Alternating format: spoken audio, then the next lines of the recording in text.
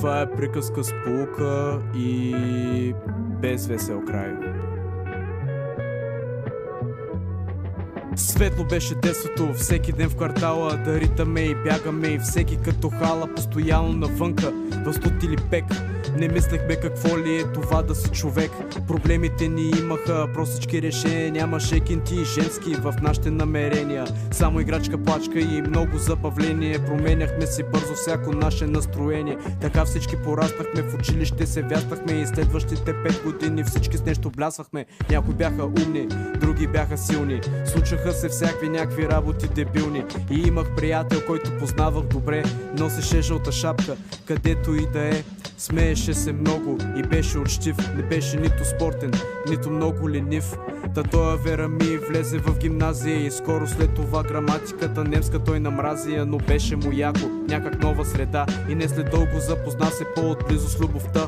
От всичко това вече няма значение, защото той се отнесе по ново влечение. И така в 9-ти клас се хвана на бас, че може да изпуши в кутия всеки фас. И всичко се започна, запали цигара и съзнанието му сякаш беше станало на пара. В този момент някак звучно се задави, димът попи се в нерви, кръв и даже бели стави. Стана голям, за кратко време блесна и празната кутия от Малборо не го стресна. По-късно си изкара и първата тройка. Изобщо не ми пука, каза и си взе на бройка. Училището някак неуспешно обаяваше, но в хоризонт пред него нежно се задаваше. Още малко порасна и стана така, че дойде моментът, в който да пробва трева.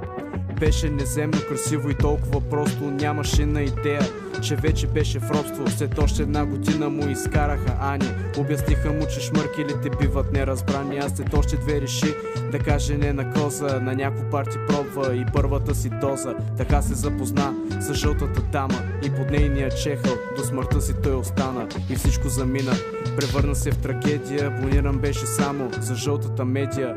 Всички го зарязаха и остана сам, всеки ден надрусан или мъртво пиян. Един път обаче много прекали, говореха, че използвал заразени игли. Казаха му нещо и той се вцепени, май осъзна, че да живее има само 2-3 дни. Някак реши да не тръгва така и запъти се бавно към някаква стара махала. Седна на пейката, опъна ръкава и пак се легна стая, дето нищо не прощава. Очите му светнаха към черното небе и той си се представи отново къде те. Но вместо шапка жълта, седяща на главата, в него жълта беше станала единствено душата.